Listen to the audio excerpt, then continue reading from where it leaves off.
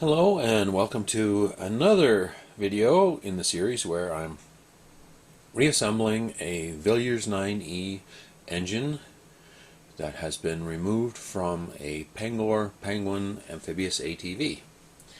At this point we're putting the right hand side cover back together and hopefully at least temporarily installing it on the engine, and we're looking at the right hand side cover on another engine because we're going to need to refer to what's underneath this little cover here.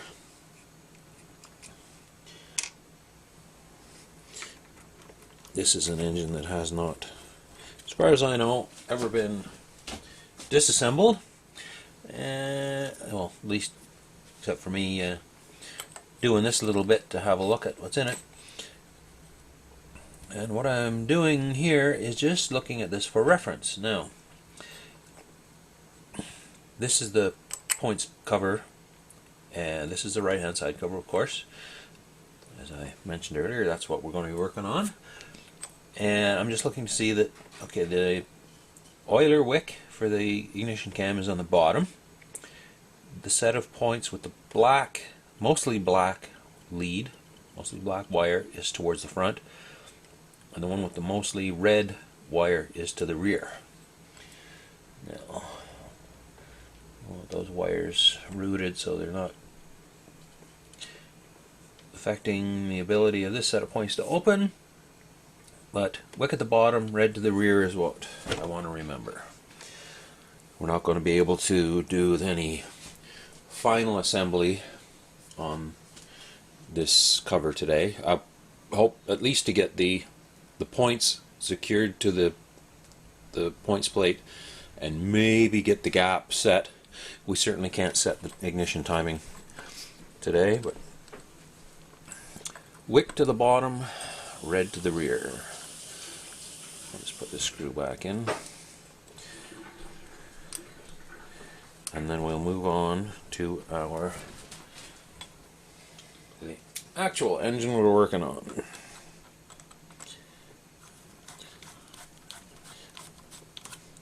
We'll do some other stuff to it before we get to the points, but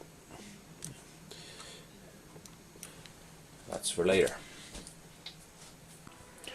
We've got a little minor issue here to solve if we can. Here is a neutral indicator pinion.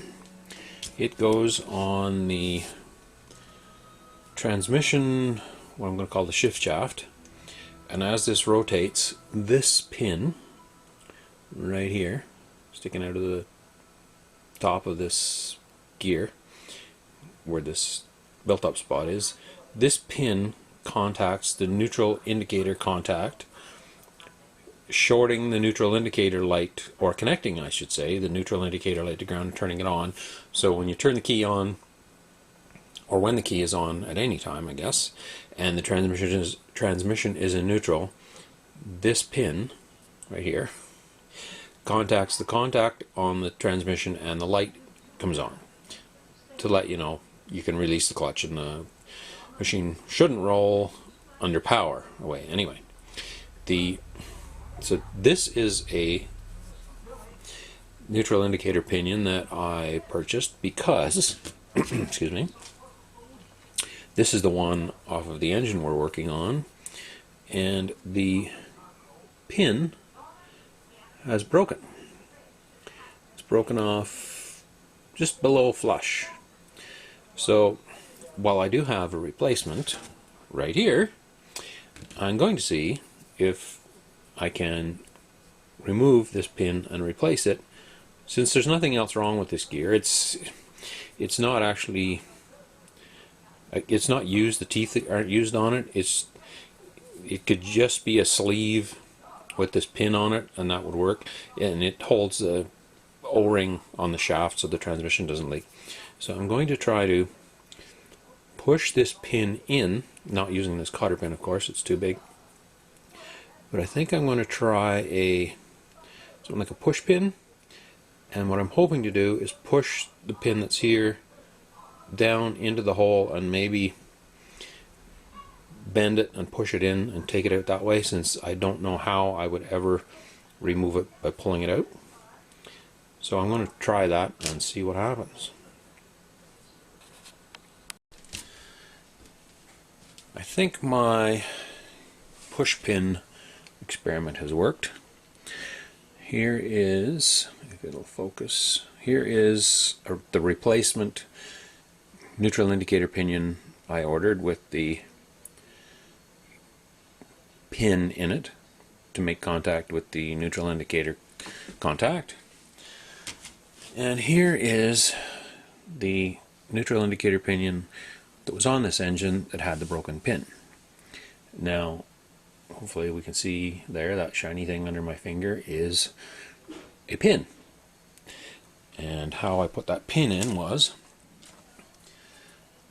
I took a push pin, plastic push pin, and attempted to drive the broken pin down into the pinion so that it would come out, the broken part would come out through the hole.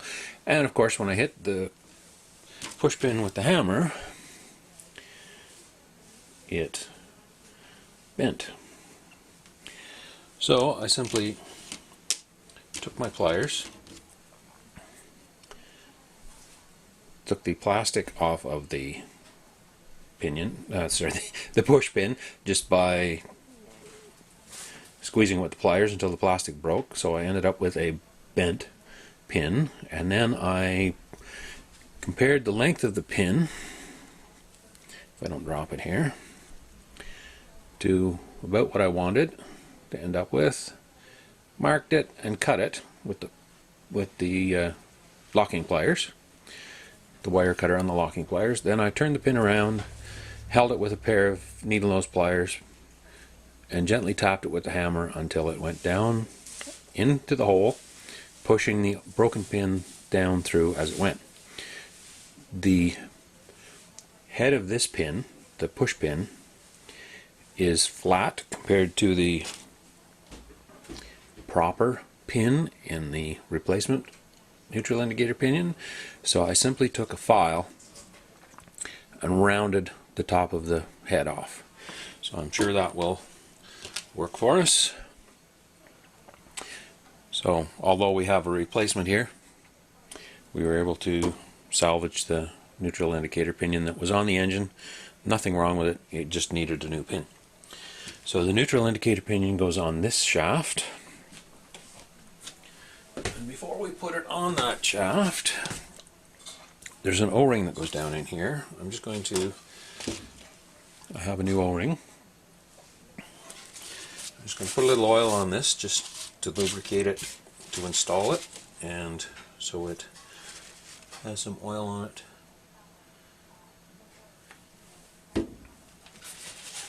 After installation, it may get oil on one side of it. The idea of that O-ring is to keep the oil in the transmission from leaking out past it. So I'm just going to slide the O-ring down the shaft here, use my blunt tool to put the O-ring in flush with the edge of the hole. Then we'll take the neutral indicator pinion, that's the correct one. So the transmission's in neutral. I'm turning the output sprocket with my finger, so I believe that's in neutral. And one way of telling it's in neutral, there's a notch in this shaft here opposite where the contact goes. So we actually want, the notch is here, like it looks like a punch mark, so we want the pin opposite that. And we simply take a cotter pin, that pinion simply slides down on the shaft, put a cotter pin in, and I'll get my pliers here.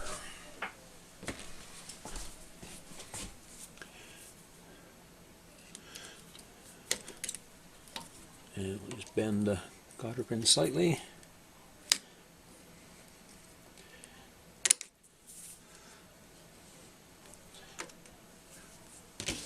So that is the neutral indicator pinion installed with the new contact in it. So now we'll go ahead and install the neutral indicator contact.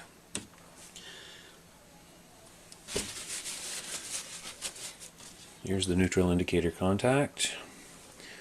Here's the contact that actually makes contact with the pin, and the wire from the neutral indicator light plugs in here. So besides that contact, we also need 2 insulator plates and 2 screws which have insulator sleeves on them and washers. So this assembly goes on. We'll put a plate on, insulating contact. Sorry, my hand's in the way there.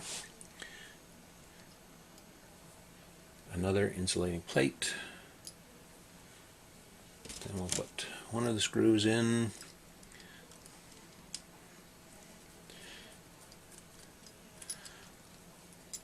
Make sure our holes are all lined up here.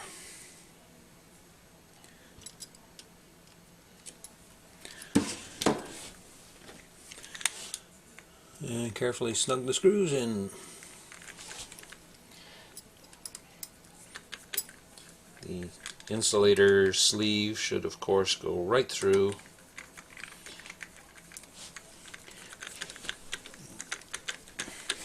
the contact so that the contact is not grounded to the case. The only time we want this to be grounded is when it contacts the pin on the neutral indicator pinion.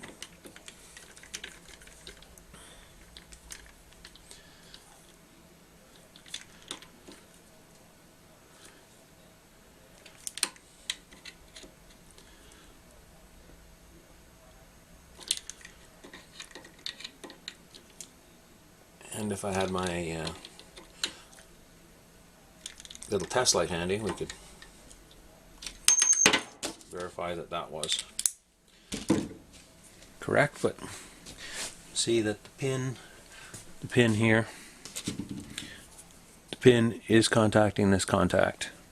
So I think that should work fine. So we're almost ready to put the right hand side cover on. We still have to torque the nut on the crankshaft here, sorry. We still have to torque this nut to spec and put the cam on. And while we're waiting to do that, I've got something else I can make some progress on.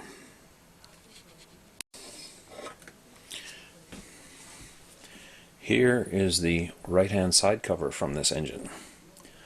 The only thing I've done to it so far is remove the neutral indicator contact from this wire. This cover is very dirty.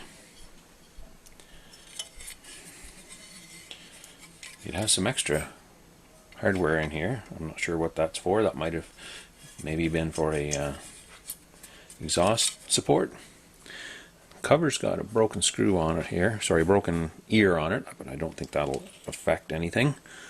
Not sure that screw is correct, but the points and the points plate are a mess. So I'm going to begin working on this. I think I'll have to take this off, do some cleaning so that it's a little easier, a little nicer to work on. And then we'll have to take, well, that's got one original bullet connector on, the other bullet connector is gone. Take that bullet connector off, cut these wires, and pull them back through the case here, the cover. They go through the 2 grommets here. And I believe there should be an insulating sleeve here too, but anyway, we've got to take those obstructions off. We need that bullet connector. These splices are not original. We'll cut the wires because we want to pull this plate out and take these points off of it and see what we can reuse under here.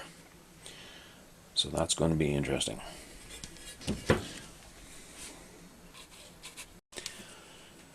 I might as well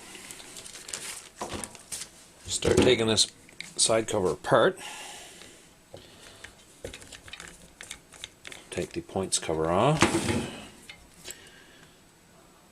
I don't think that screw is correct, but anyway, that cover should be much shinier than that.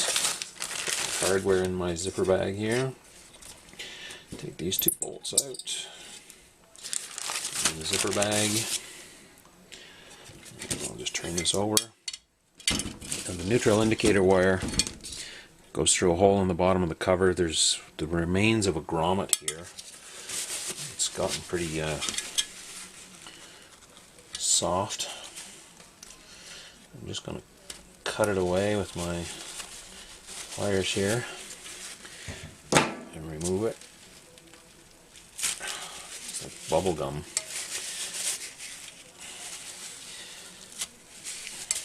And see if the wire will come back through the hole. It does. Okay, so put that.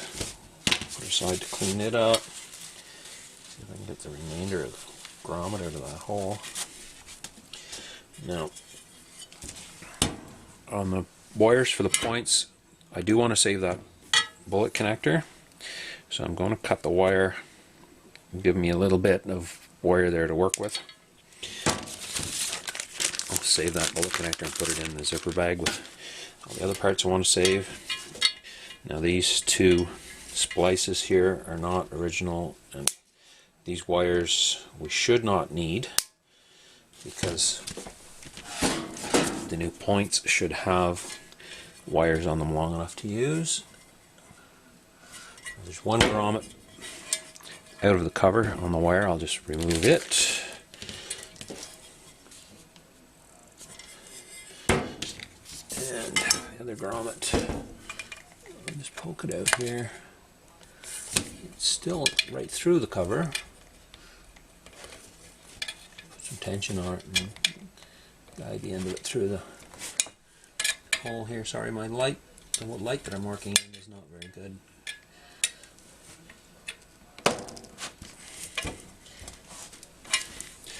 I'll actually just pull those wires back through.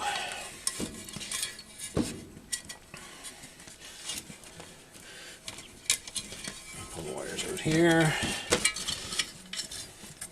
Now I'm going to have to put some penetrating oil on these two screws. There's two screws here that hold this plate. This is the plate the points are attached to. And then of course there are screws in here. There's a screw that secures the points, and then there's a screw that's simply used to adjust the points. So I'm going to clean this cover off and this cover and get some of the unpleasantness out of here. I'm just going to take a nylon bristled brush and a brass bristled brush and some penetrating oil and some probably paper towel and just spend a few minutes cleaning this up. And while I'm at it, I'll put some penetrating oil on all the screws I can see in that points plate, and then we'll come back here with a a slightly cleaner cover, and I'll see if those screws will cooperate and come out for us. Well, I spent a few minutes with a certain well-known penetrating oil in a blue and yellow can and a wire brush and some paper towel, and while I was at it I took the one grommet out of the cover here.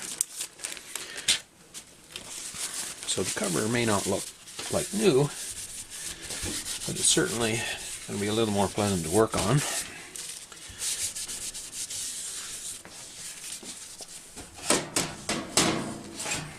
So it is a little cleaner on the outside and a little bit cleaner on the inside. It's certainly not clean on the inside yet, but while I had the penetrating oil out, I put some on all of the screws that poke through the cover and the points plate here.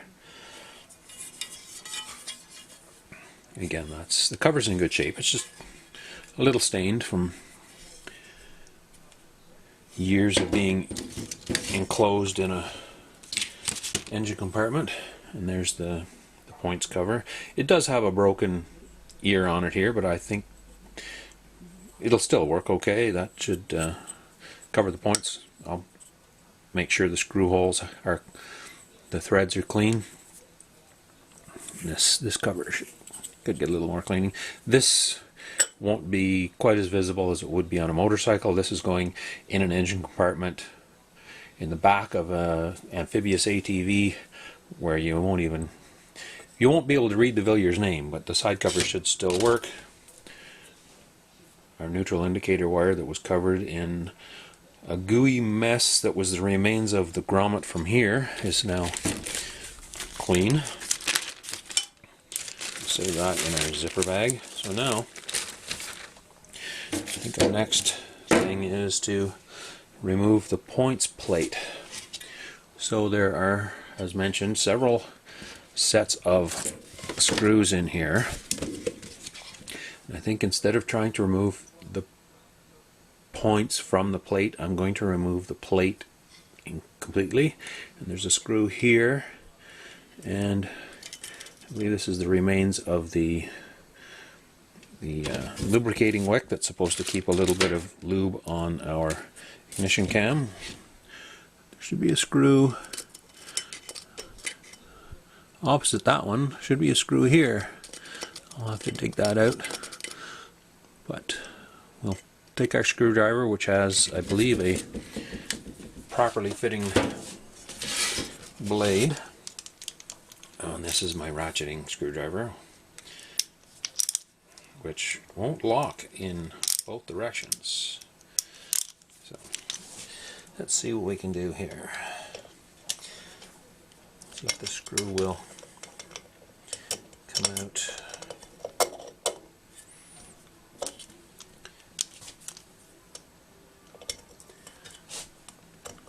Make sure the screwdriver is in the slot of the screw completely as possible.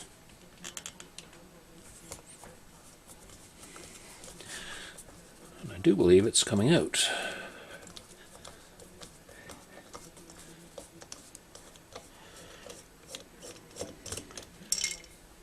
There's my screwdriver's falling apart. So there, if I get the pliers, there, believe it or not, is the one screw. Just put everything in there for a moment. That's one screw. I think maybe we can fish some more loose parts out of here.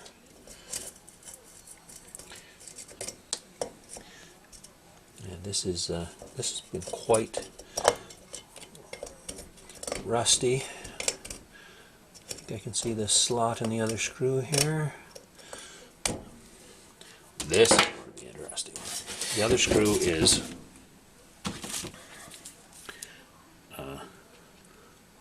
right there.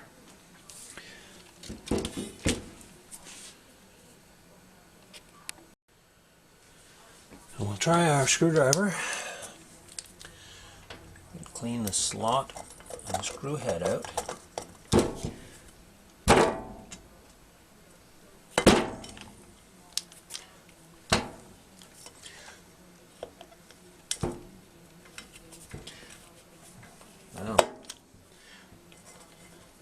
I know you can't see it, but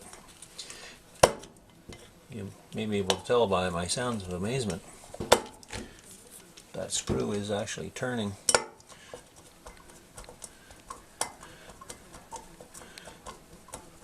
It's a steel screw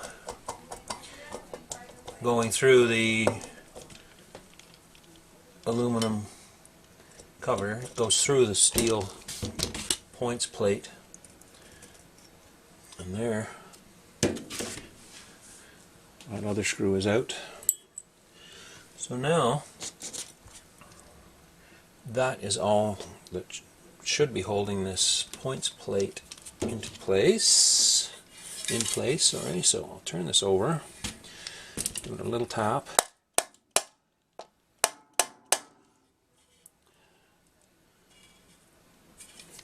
Yeah.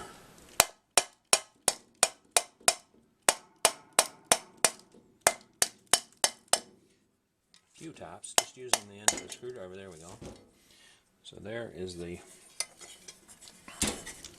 points plate out of the side cover. Now here we can maybe see these are the screws here. There's of course two sets of points, one for forward and one for reverse. There's a screw that holds the the stationary contact point to the plate, and there is an E-clip, the remains of an E-clip here, that holds the movable contact to this plate. The other screw is simply a screw with an offset head that it never tightens. You just turn it to move the stationary contact in and out to adjust the point gap, and then you lock it in place with this screw. So I'm going to take the movable points off here.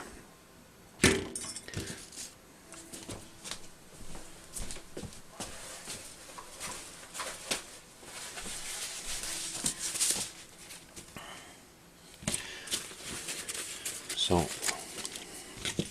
if we can take the E-clip off of here, what's left of the E-clip.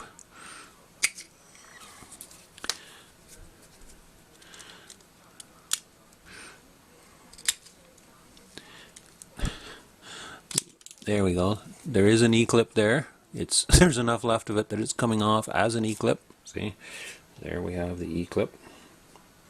I'll put that. Not that we're going to reuse it, but underneath that there should be two washers, probably stuck together. But there is what was underneath that E-clip, so I can see the insulating sleeve that the point pivots on. So we'll have to move this insulator out of the bracket here. And now we'll see if the point will come off of there. There we go.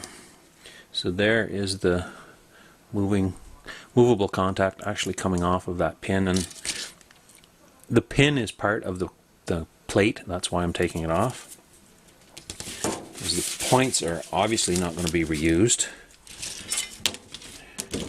mind you. Yeah, if it was the only set of points in the world, we could maybe get away with using them, but now see if this screw will come out. There we go.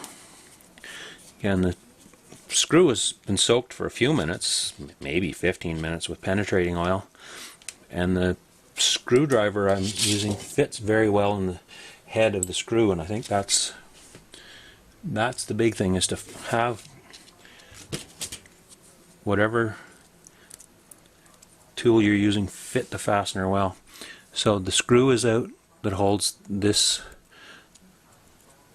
stationary contact. Now there should be a washer here, I believe, but again this screw stays with the plate. So I'll lift the contact up, and it has freed the washer, which I'll put as our hardware. So there's the stationary contact for that set of points.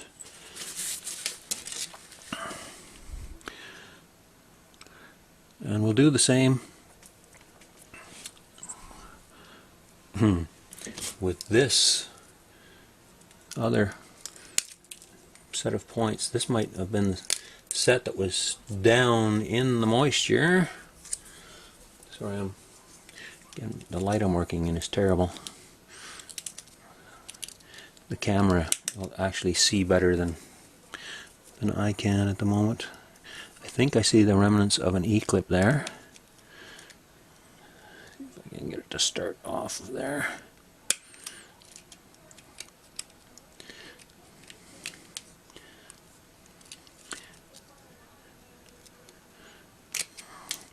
I think the spring, the return spring on this set of points is very corroded. Oh, looks like the E-clip has come off wherever it went.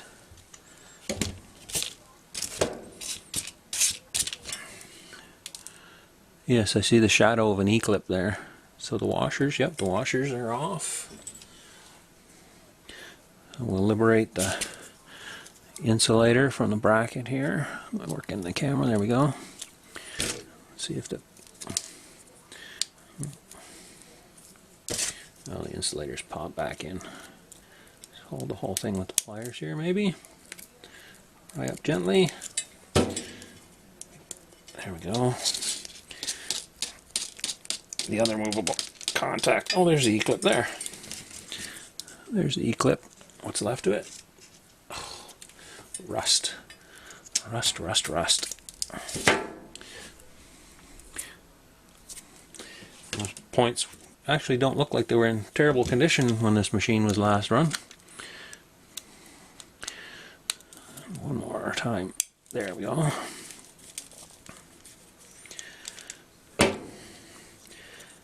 So the other screw is out that holds the stationary contact. There should still be washers there. That is liberated. Moved the washers out. So there is our points plate. Very rusty. Now I will take it back outside, get my wire brush and my penetrating oil out and clean this up as best I can. Now the screw holes are obviously in good shape, or apparently in good shape I should say, not obviously, apparently, because the screws did come out of the holes, and I'll just see if the screws that are used for adjusting the points aren't moving easily. Again, these screws shouldn't tighten up, they should just be here to try them one way. So that one's starting to move. Yeah, that one's starting to move. A little bit one way, a little bit the other. Get some more penetrating oil on that before I move it any further. And that screw's moving too. Now, this points plate is missing something. Well, the screwdriver doesn't want to loosen.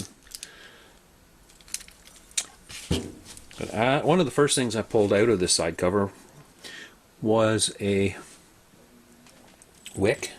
There's a felt wick. This is the remains of the felt wick. It is on a, I believe, a spring steel tab that's attached to this tab, and that should just lightly contact the ignition cam, which would come up through this hole. And you'd put a couple of drops of oil on that to keep the cam lubed so that the rubbing blocks and the points have some lubrication on them. Well, that is no longer attached. And there are several ways around that, I guess. One's to get a replacement plate. The other is to find the correct spring steel and felt, take this rivet out and replace it.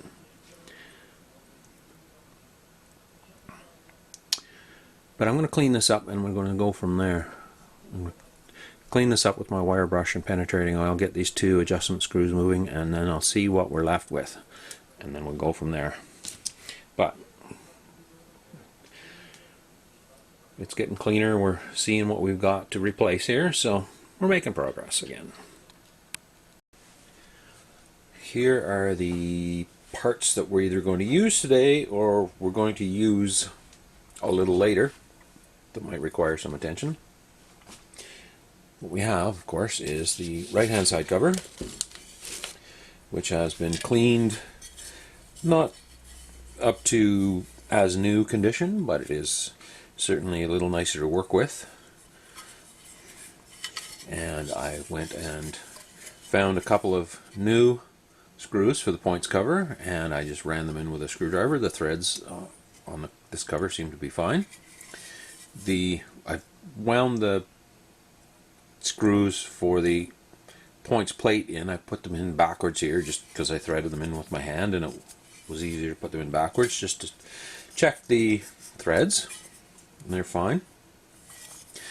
I located the nut for the stud. It was in one of the bags of bits and pieces here, and I found a new washer for that stud, so that will be there for when we can install this plate. The points plate itself has been cleaned up. Again, not as good as new, and it's actually missing the felt wick for the cam, but I've consulted some experts online, and a lot of machines didn't use an oiler wick for the ignition cam. They simply used a small drop of grease on the cam, which would actually end up behind the rubbing block on the points to lubricate the rubbing block. And I think that's the way we're going to go, is use grease instead of replacing this simply for the wick. So that's the points plate, and the two screws here are the screws that hold the stationary ignition point to this plate, and the threads on them are fine. And these two screws are actually screw heads. They're simply on here. As you turn them, they're offset, and they're used to move the stationary point to set the point gap. So they all move, and the threads for those studs are fine, and the pins that the points go on are fine. Now the pins the points go on have some washers on them for the points and some E-clips, and those were very corroded, so they're here in the parts to not be reused bag, and here are some new parts I had in my stock.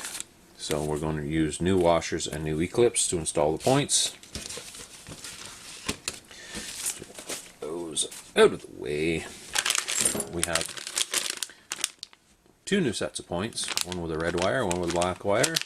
Now these are new old stock, pardon the rattle of the bag here, SEBA points. These are original points.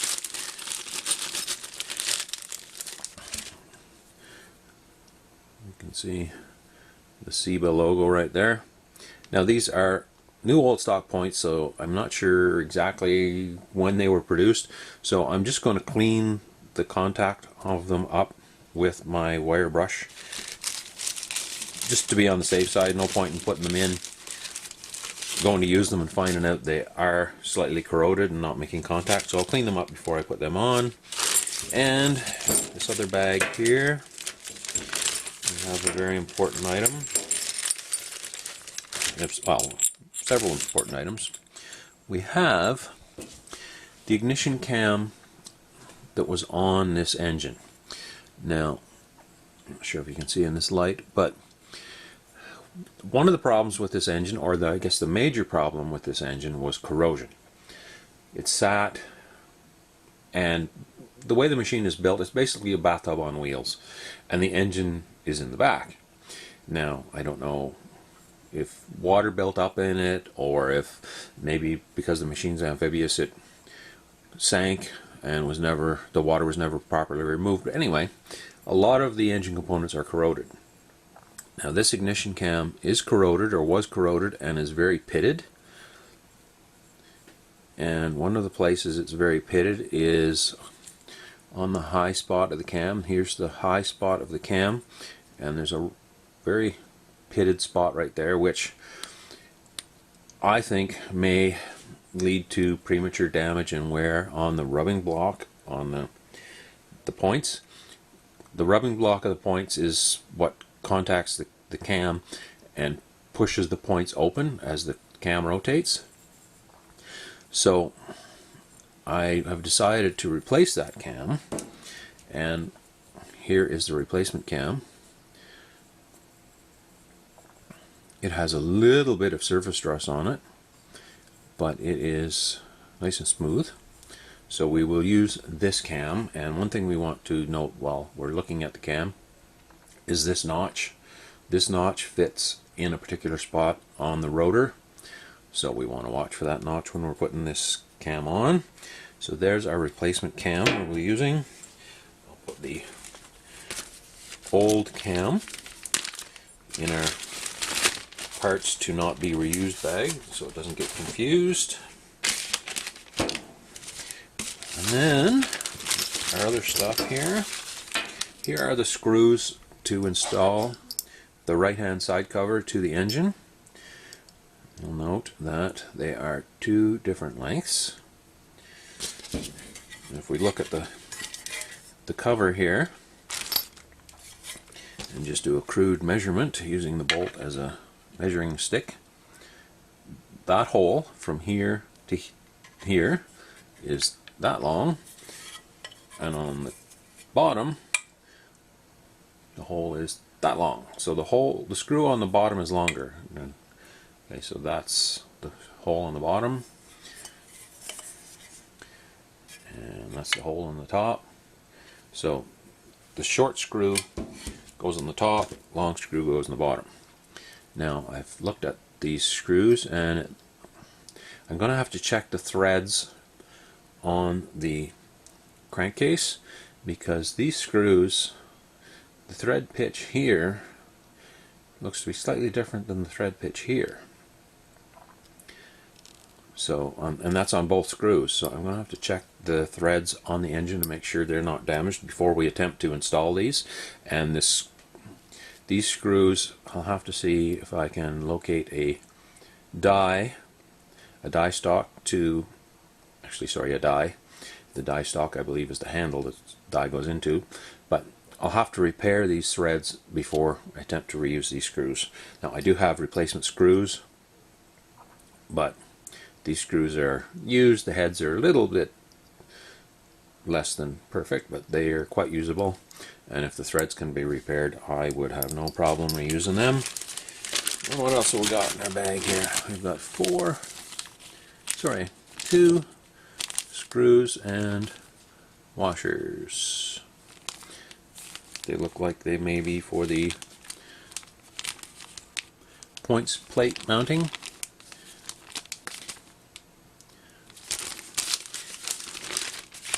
So it looks like we have all the parts here. So I'm going to start by rearranging stuff here and repositioning the camera. I'll be right back.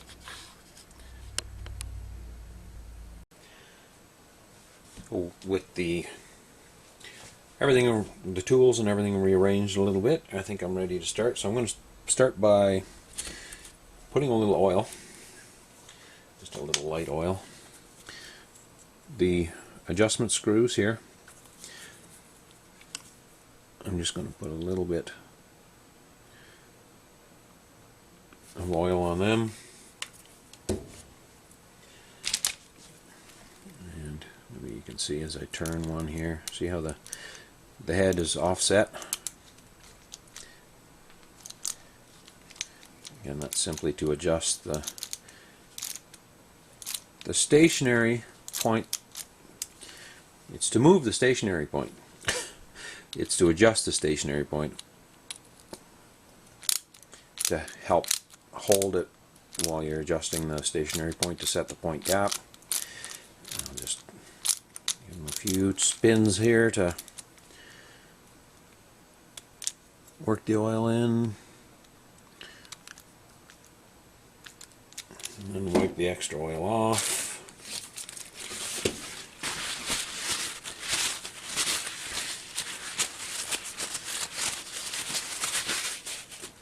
Then I'm going to put the points plate into the right hand side cover. Now, as I mentioned, I have the screws just set in here backwards, just to check the threads on them. So I'll take those screws out. So this is the cover goes on the right side. This is the top.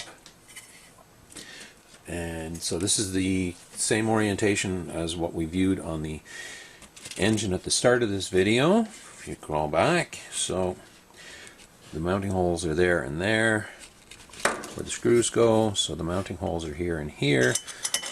And we want to put that plate in roughly in position. And there's the tab for the wick, which will be missing on this engine, but if the wick was there, it would be on the bottom. And that is actually going in fairly well. It's not quite bottomed. I'm just going to give it a tap with the screwdriver here. My screwdriver that says right on it, this is not a hammer.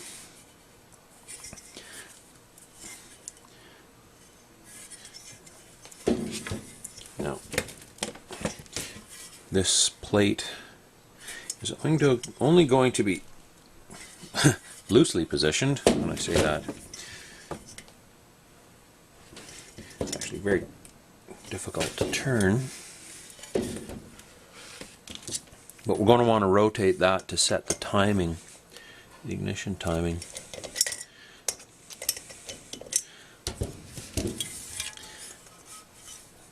It's actually not quite where I want to put it. Tap it back out. I can see where the screws were located on this. I think the screw head that held this down was right about there. So I'm going to try to put it about in the center of its adjustment.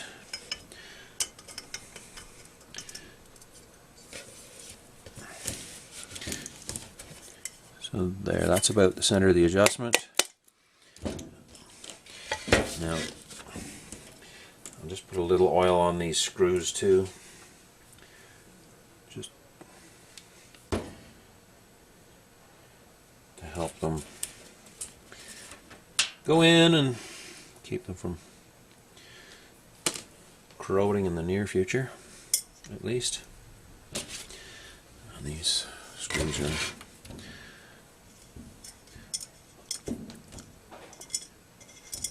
a little difficult to hold on to, so I'm going to use my pliers. I just want to start these in, and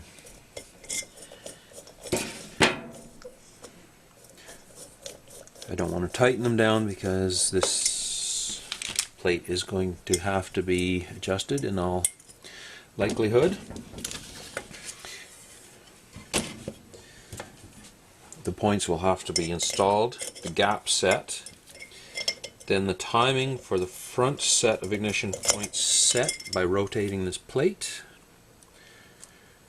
and then the ignition timing of the set of points for the rearward direction, the reverse direction, will have to be set by adjusting the point gap, of course, because you can't adjust one set of points, adjust the set of points for forward by rotating the plate, and then adjust the set of points for reverse by rotating the plate, because they're directly connected. Since the engine only runs for a short period of time in reverse, I believe we will set the ignition timing by adjusting the point gap, although that sets the dwell out, which is a whole other thing. Now, we are ready to install our ignition points. So, a few things to consider here. The wires for the points go out through a hole in the case here. So, I can go ahead and install the stationary set of points for both sets, but when I go to install the movable contact of course has the wire on it. I think I will install the set on this pivot pin first, and we said at the beginning that the rear pin, which is what this one is, had the red wire on it. So we'll install the red wire first and then do the mostly black one. The first thing I'm going to do is take our points. That's our brand new, old stock, original equipment points. Those are the movable contacts, of course. They're identical except for the wire color on them. And the stationary points are identical. So we're just going to take our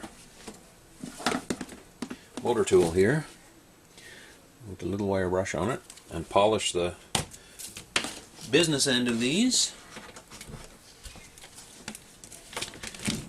And these are possibly 50 plus years old, so the contact point right here may be a little corroded.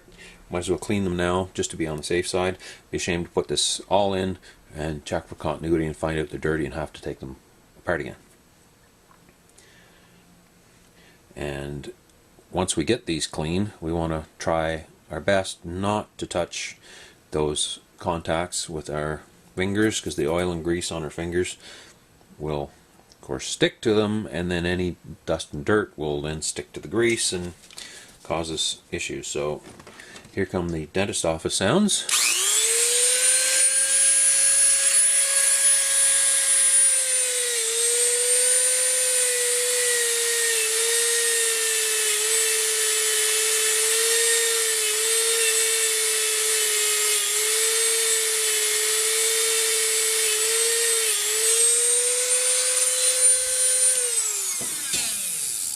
Just for comparison here, so there is one the wire brush has just been on, and this one here the wire brush has not been on. I'm not sure if the camera will focus on it, but I think you can see this contact here is shiny, where this one is not quite as shiny. So I'm confident that this is a required step. It's a required step for peace of mind anyway.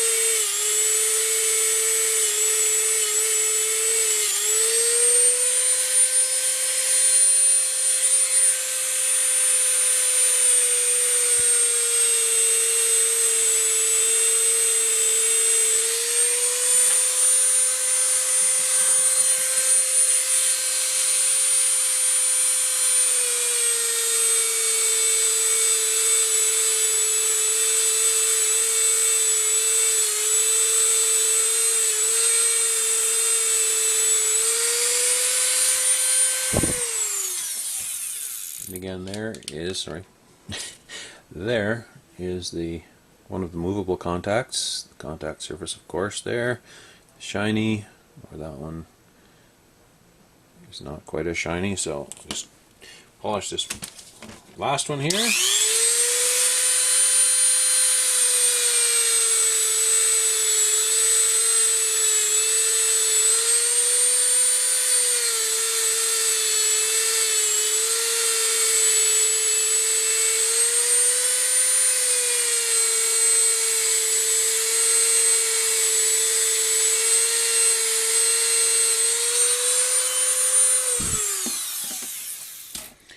There. Now, all portions of our contact points, I believe, are polished nice and clean. Any corrosion that was on there, I think, has been polished off. And just to show you here, the rubbing block I was mentioned earlier that contacts the ignition cam is this rubbing block here.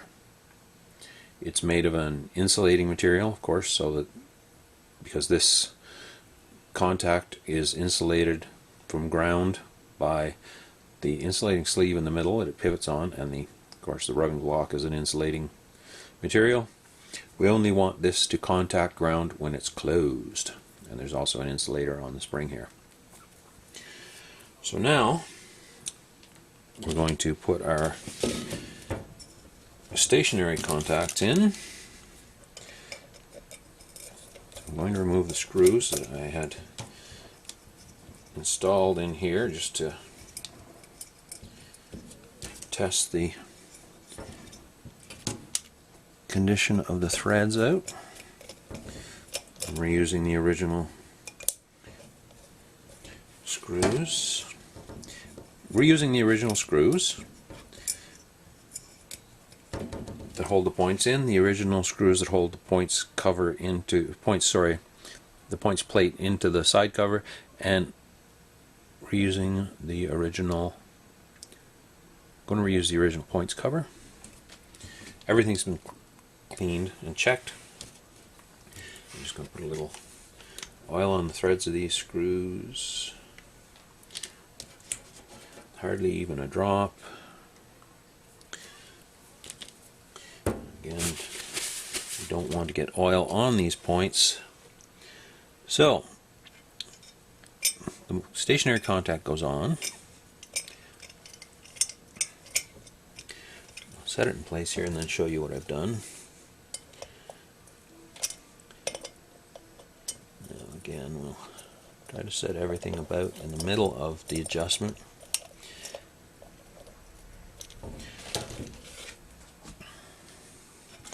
Okay, so here's the stationary contact set in place for the movable contact that's going to have the red wire. The large hole in the base of the stationary contact goes over the pivot pin. Then there's an oval shaped hole which goes over the adjusting screw, and if I move the adjusting screw you can see how it actually works. See how the stationary contact moves back and forth as the screw is rotated. That's to help us adjust the points if our screwdriver will cooperate.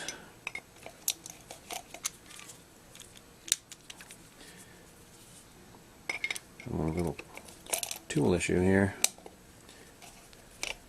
Yes, definitely. Anyway, that screw is simply used for adjustment.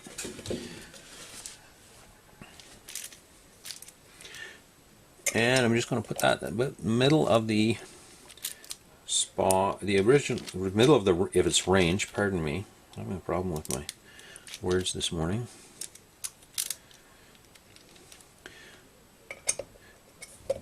Put it in approximately the middle of its adjusting range so that we're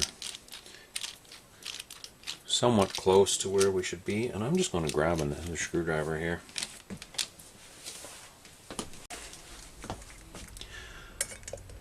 Set this screw to the middle of the adjustment, approximately. Put our screw loosely in.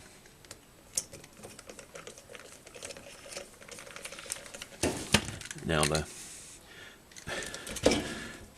base, the plate here has moved off of the pivot pin. Let's make sure it's in the right spot. Just lightly snug that screw in.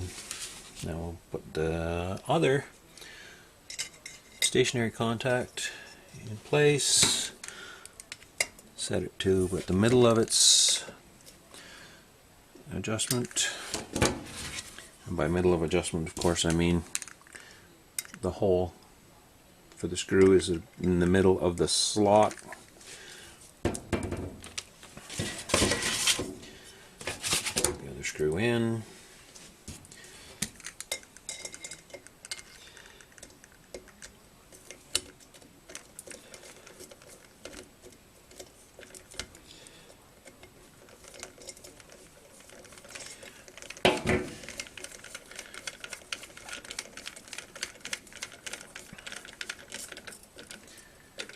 Okay, that's slugged in, so now we have some bags we can get rid of, clean up our work area. Now we'll turn this back into its correct orientation. Now, we're going to install the movable contacts, and we're going to need some hardware. So what I have, or should have here, are 6 washers and 2 E-clips. The way these were assembled was there was 1 washer on the pivot pin below the movable contact, then 2 washers on top, then the E-clip. I'm hoping these washers are the same thickness as the originals. I do believe they are. And we're going to start with the contact towards the rear with the red wire, and we have to thread the wire that's on it down through the hole here in the cover. So the hole is here, and the wire is going to go through this hole. It's going to come out here and come back through one of these 2 holes here. Now I'm going to get some grommets for those holes, and while we're out on the cover, there is also this hole for the neutral indicator wire that will need a grommet. So I'm going to locate some grommets for those, and also an insulating sleeve. There should be an insulating sleeve go on the wires from here to here and up here, just to protect them from the sharp edges in the cover. But for now, we'll start by threading the wire into the hole here.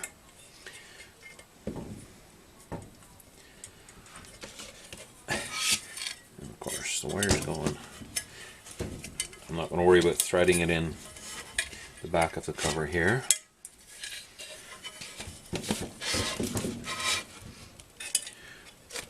So that's going to go on in that orientation. So we'll take one of our washers here, place it on our pivot, and we'll drop it in the wrong spot, so we'll pick it up with our pliers that are slightly magnetic. Okay, 1 washer on the pivot pin here. Now, the stationary or the movable contact is on a spring. There's a spring here, so we're going to have to compress that spring as we install it. But we should be able to start the pin into this sleeve and then compress the spring a little bit. Careful not to get the wire caught in anything. Again, trying not to touch our freshly cleaned contact point. Now we're part way in here. The pin is part way through the sleeve here. This insulator on the spring is against the arm or the tab here, and the 2 contact points are close to being in place, so I'll just have to squeeze this a little more. Wiggle it some more.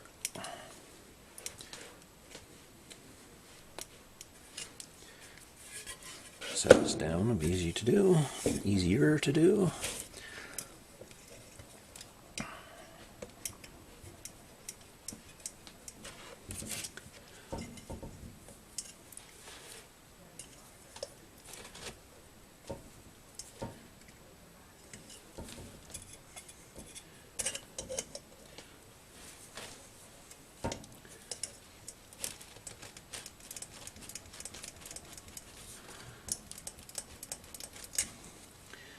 Almost down into position here. Now, this movable contact should move freely, and this one is being a little stiff.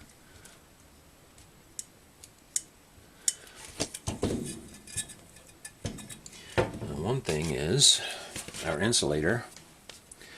The insulating sleeve, the insulator here, this white thing, has to sit down through the hole in this tab so that the spring doesn't have any extra pressure on it. So a little nudge with the screwdriver there should have that in place, and the screwdriver caught in it.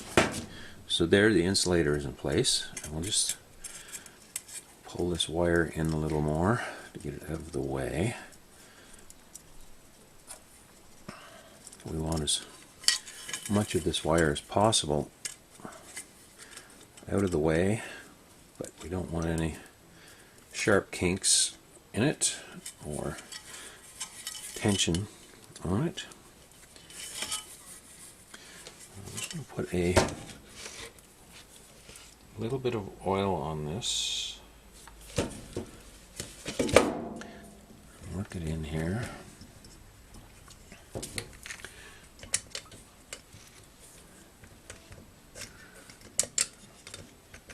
Yeah, that contact is not moving as freely as it should. It's not returning to contact as it should.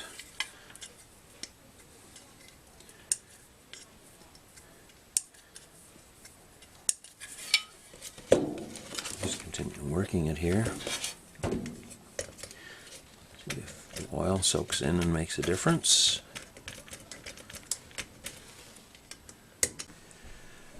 Looks like we had a little camera issue there, but what I've done is I've removed the movable contact here, and I actually test fit the other movable contact onto the other pivot pin, and it was tight as well.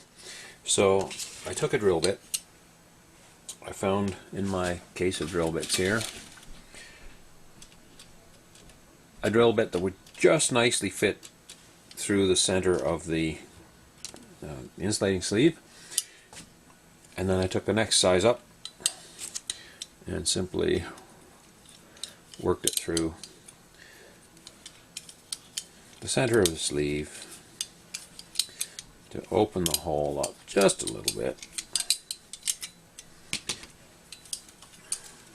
And now the movable contact seems to fit on the pivot pin much better.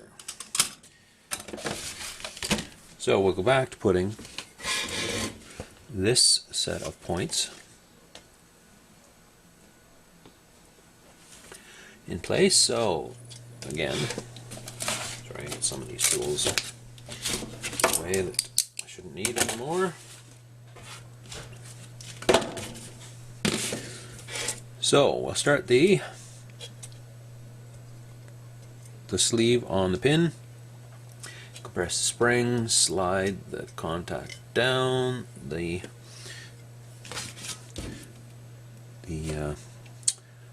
pivot pin, and I guess I should make sure my washer's still there. Yes, the washer I put there is still there. It hasn't fallen off. Then we'll take our screwdriver. Contact is in place. I'll just take my screwdriver and put this insulator back in place in the tab. Then we'll just put a small amount of oil on that pivot. It's a brass pin with a composite sleeve, so it shouldn't corrode. Two washers on our pin here, and then locate our pliers before we need them.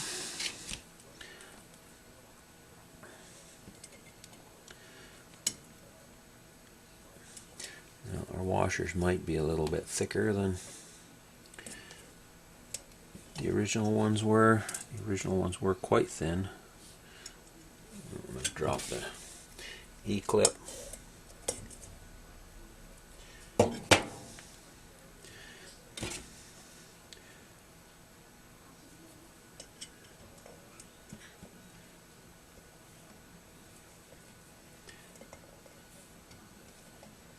Yes, I think the washers are too thick.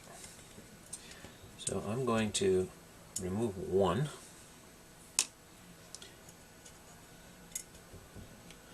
One in position.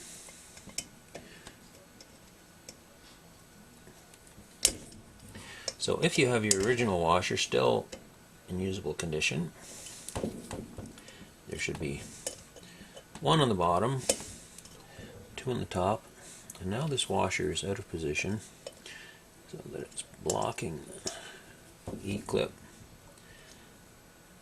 E-clip on here.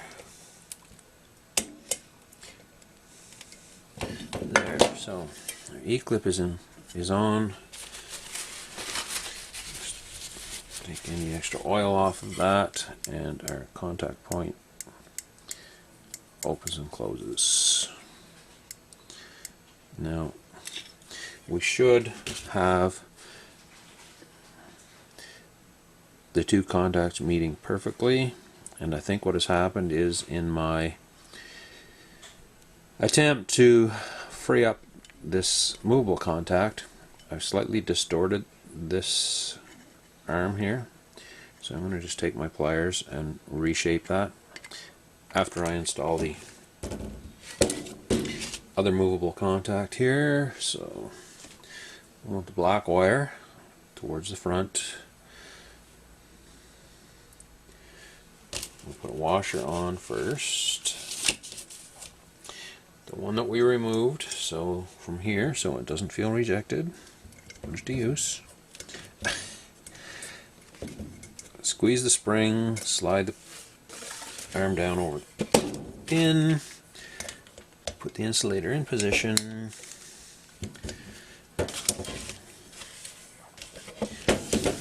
Now I'm going to try two washers. Actually no, I'm going to leave one washer so that they're the same. Just put a little bit of oil on there.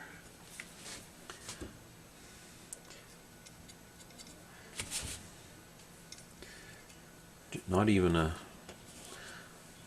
well, I guess it'd have to be at least a drop, but any small amount of oil on there.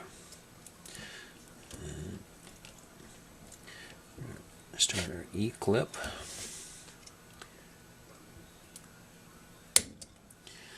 And it's hanging up on the washer here.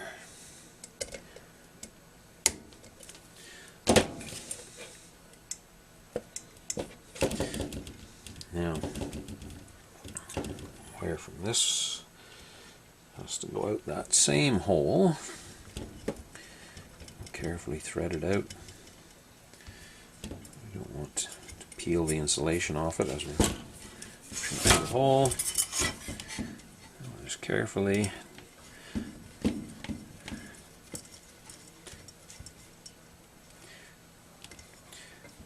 And that's going to have to lay in position out of the way of the other contact point, so nothing binds here, nothing gets in the way, nothing's bent too tightly. Well, got a smooth bend, and actually that's in the way. Okay, so that is our points loosely in position until we at least temporarily install this on the engine. The only thing I can do is I'm going to, as we actually can see here,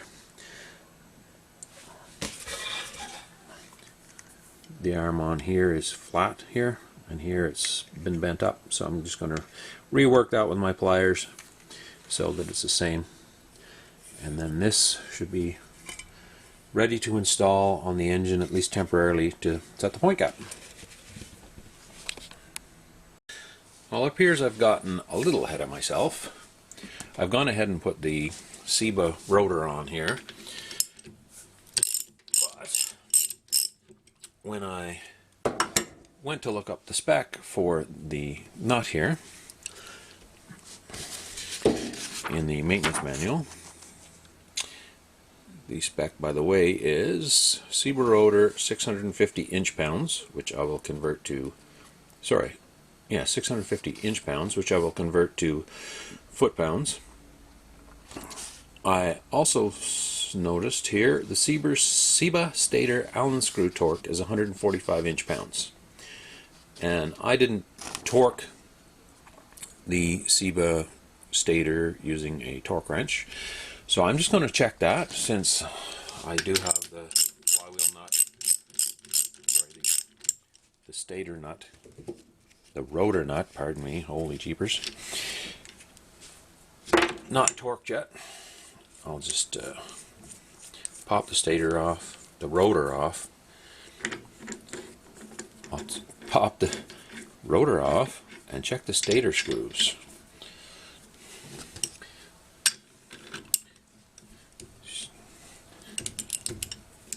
The nut wasn't tight, but the rotor that rotates was still stuck a little bit on the crankshaft. So we'll pull this off here carefully.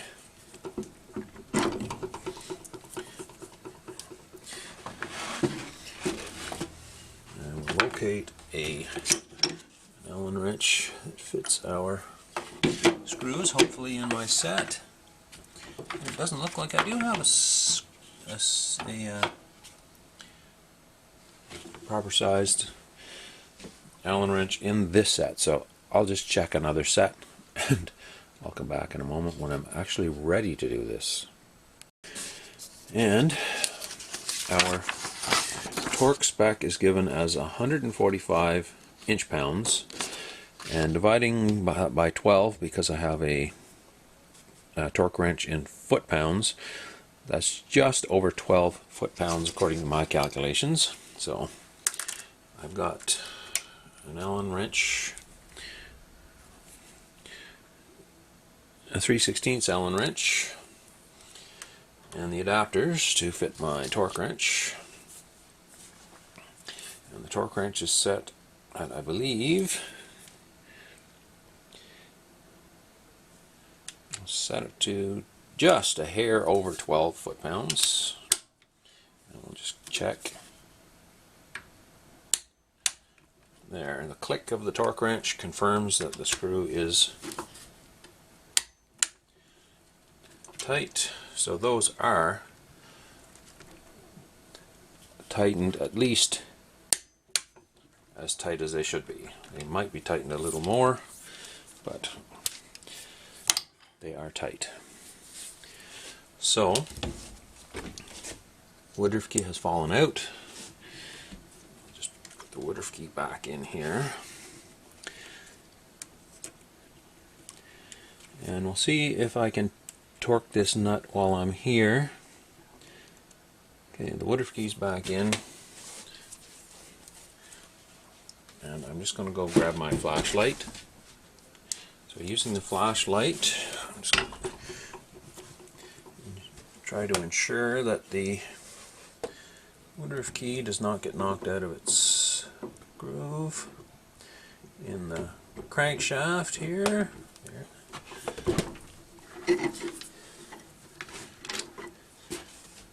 Start the nut by hand.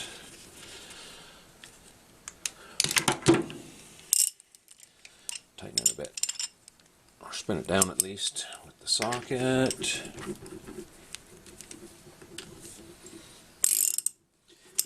Ratchet the right direction. Now, I've got a strap wrench here that I'm going to try to hold this rotor with. Just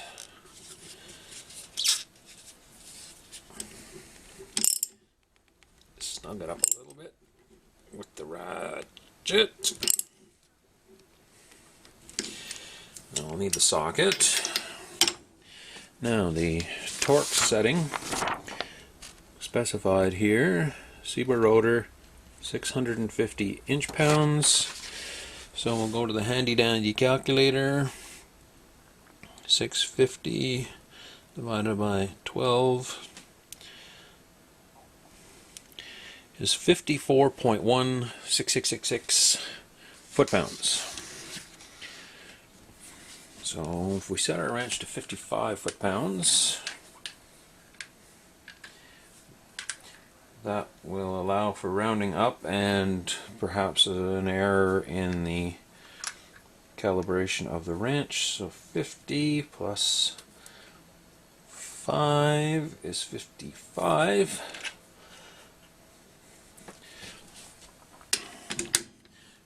See if we can generate that amount of torque holding the rotor with this strap wrench.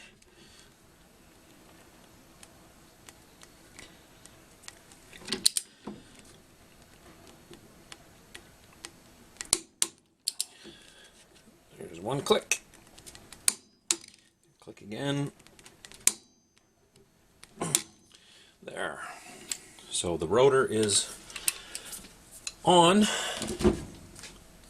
The stator screws have been checked for correct torque.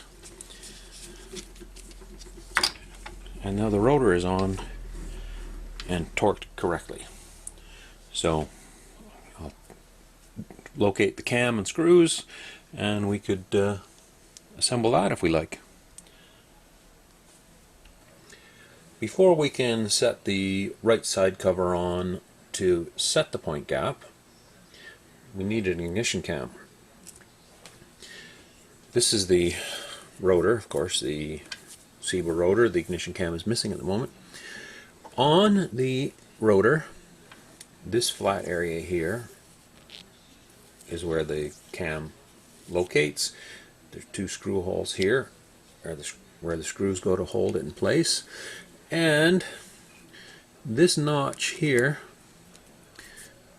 there's a notch here, a little punch mark, that has to line up with the notch in our cam.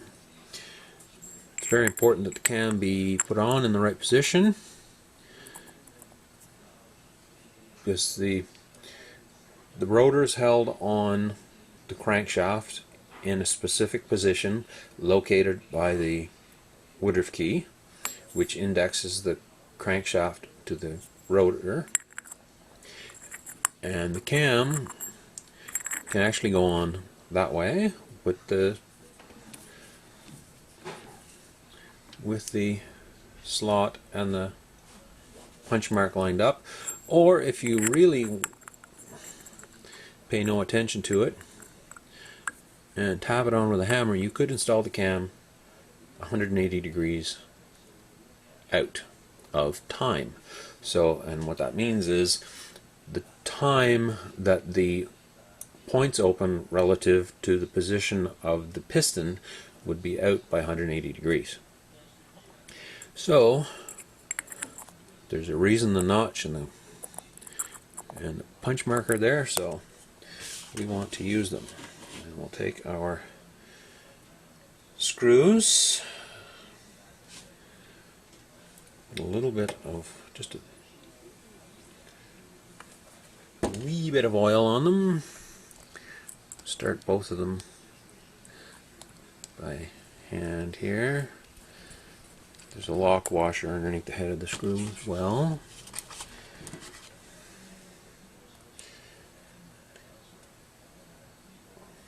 The lock washer on, put a little oil on the screw.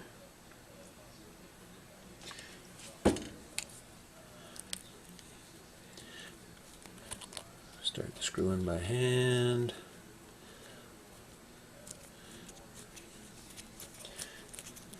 And then put it in with our screwdriver.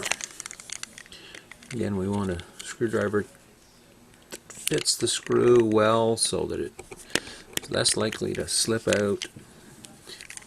We want to clean the screw head. This one's got a little bit of crud in it. It wasn't cleaned very well in our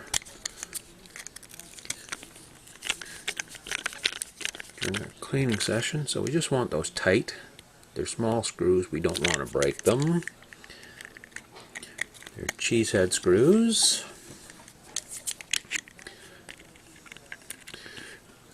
Again, they would be,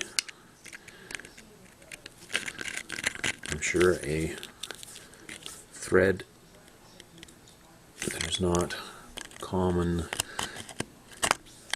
here in North America, so make sure I got those two screws in and they are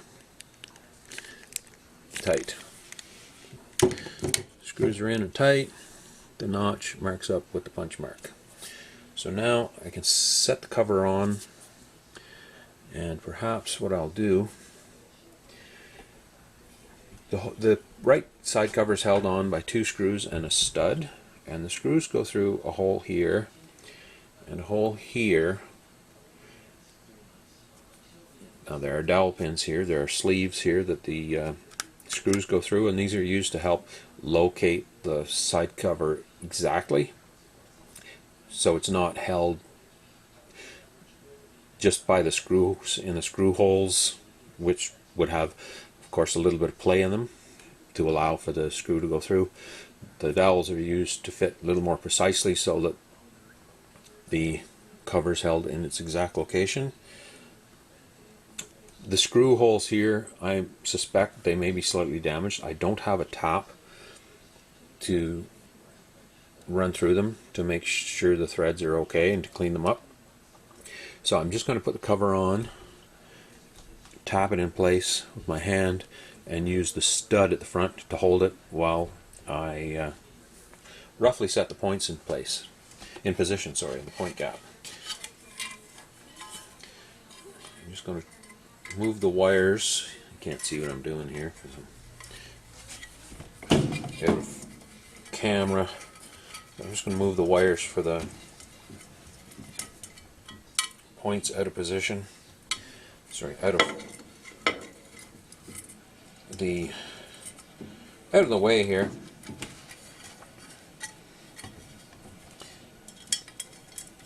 So they don't get pinched, insulation damaged. Remove the nut and washer from the stud on the cover here. And the cover should, if I line up the stud at the front, the hole, and the dowels, and guide the cam through the hole here in the points, the cover should gently go into place here.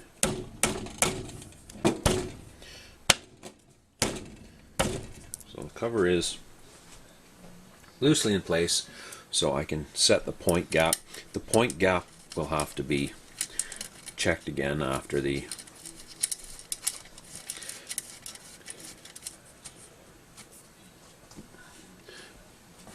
these screws are in place, and the point gap is for the rear set of points is going to be changed probably to set the ignition timing for reverse rotation, and the timing will have to be adjusted once the piston and cylinder are installed. So our right hand side cover is loosely in place, and here's our points cover, by the way, to be held in by our new screws. But I'll have to rework the camera here and get a better view of the points here so I can give you an overview of how the points are adjusted. It's not too difficult if you know how, and of course it's much easier with the engine out of the machine. With the engine in the machine, there's very little clearance to get out these points to adjust them. So we'll be back with a different camera angle here in a moment. Before I change the camera angle much more than I have, as I was about to move the camera, I noticed that the side cover wasn't sitting down quite as far as it could, and what I discovered was the lever, for the clutch is sitting up. It hasn't been adjusted yet, so it's just sitting up and holding the cover from sitting all the way in place. So that has to be adjusted.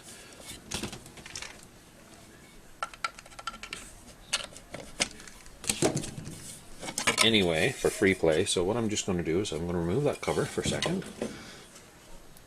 Then this clutch lever should be adjusted. I'm just going to adjust it down a little bit. So I'm going to turn this screw, try it a half a turn.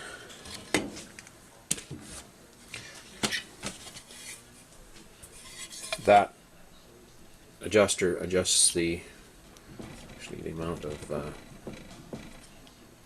free play that we will see between that lever and this cover. Again, set the cover carefully in place. Now, see, I have to compress it there. That's got to go down quite a bit. So I've got got the points wires fed up through the hole for that adjuster, so I'm just going to see if I can do this here. Should be able to do it. The adjuster is accessible through this hole, so as I turn that adjuster, that arm should move and this cover should sit down in place.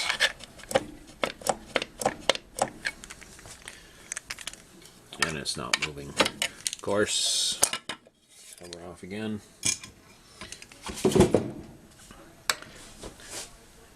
That adjuster must be backed off quite a bit.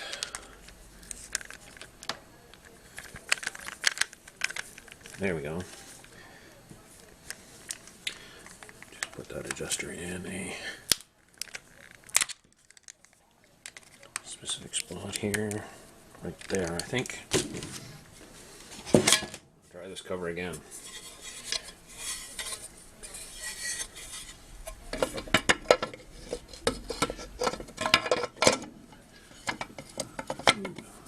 Slowly and carefully in position. Still interfering.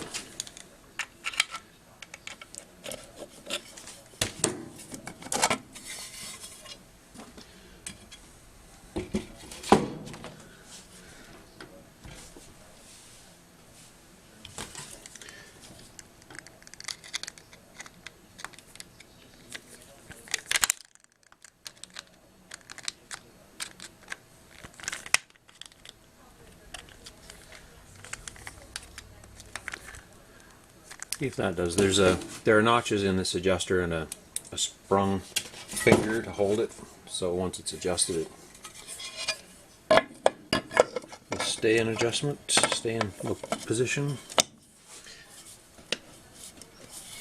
Oh, we're closer. Maybe one more notch. And this is just to get this cover in place. This won't be the final adjustment of that lever, but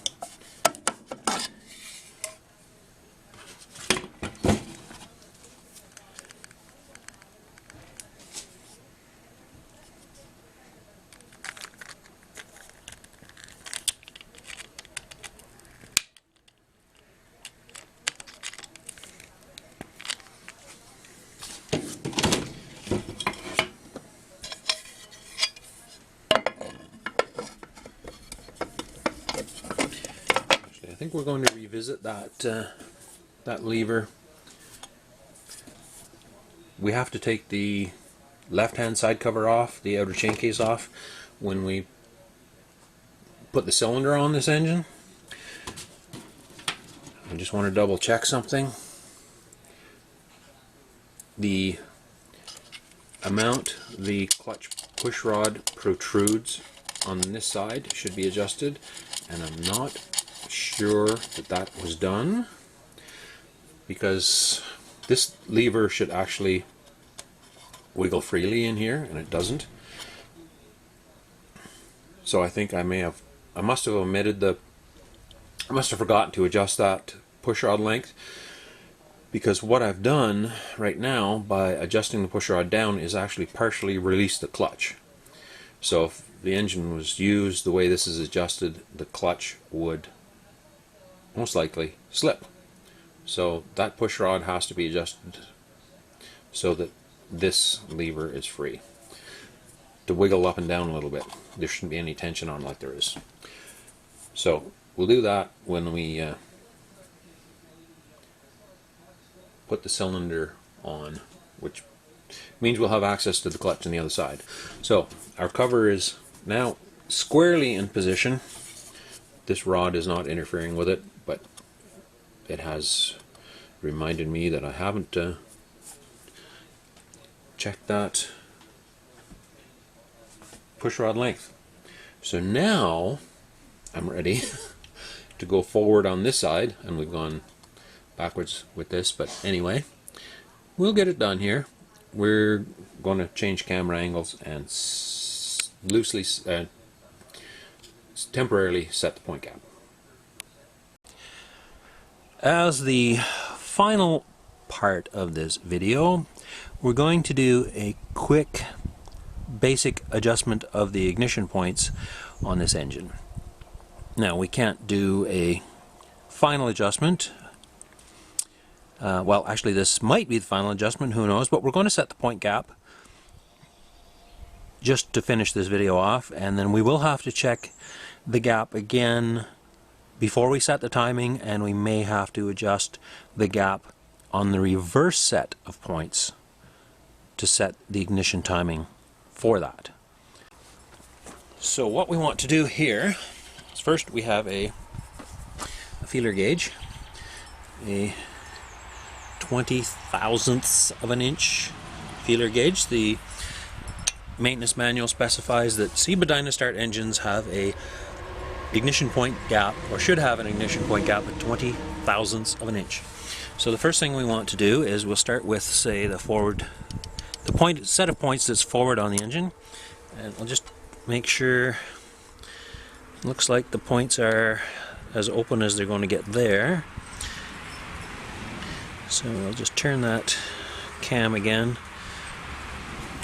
As a guideline, I'll have the slot here at about 90 degrees to where the rubbing block is. So with the cam at the highest point, pushing the points, this rocker point here, this movable point, open, we need to loosen the little locking screw and turn the adjustment screw. There's an adjustment screw here, and as we turn the adjustment screw, the point gap should decrease. And what we want to do is, of course, get it so that get the gap just the right size for this feeler gauge to go in. So we want the feeler gauge to just feel like it's dragging slightly. What I'm going to do is tighten the locking screw a little bit. Now that feeler gauge feels to me to be a little bit loose in there. Okay, there's a slight drag in there, and because it's a flat feeler gauge, the angle I hold it at, if I don't, so there feels like there's, sorry, the angle I hold it at will determine if there's drag or not. If I don't hold it perfectly straight between the two sets of points, if I hold it at an angle like this, of course it's going to drag. But we'll move it back and forth until we feel the least amount of drag. That feels about right to me, so I'll just tighten this screw down, the locking screw.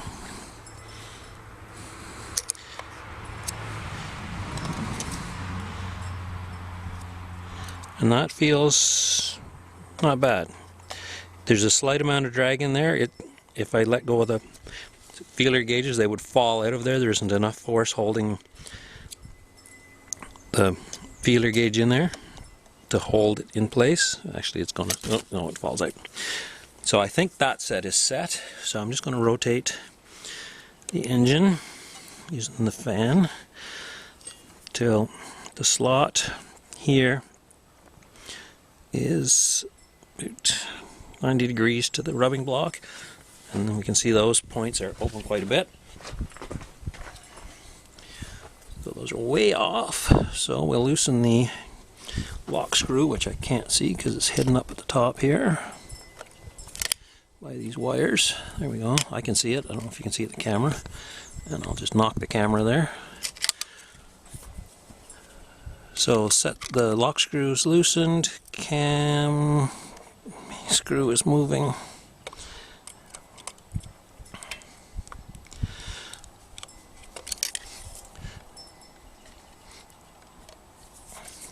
Try to move the wires out of the way here so they're not interfering with the feeler gauges.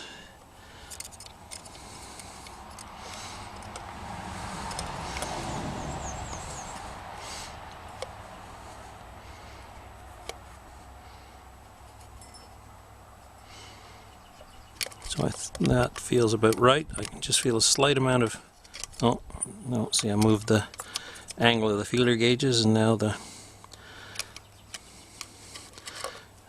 amount of drag I feel on them is different. So we'll tighten that screw, Tighten the locking screw here.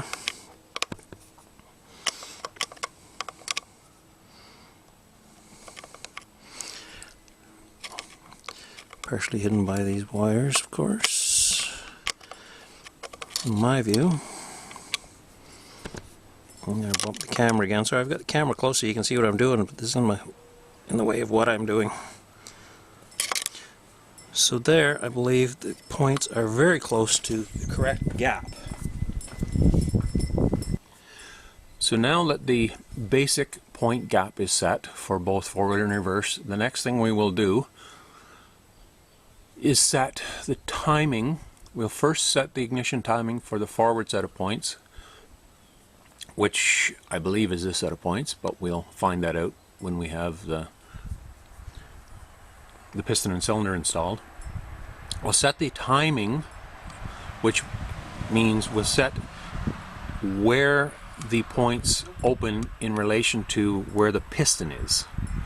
The piston is supposed to be a certain dimension, a certain distance before top dead center when the points open, so we'll have to set that by rotating the points plate, and then we'll check and see where the rear points open.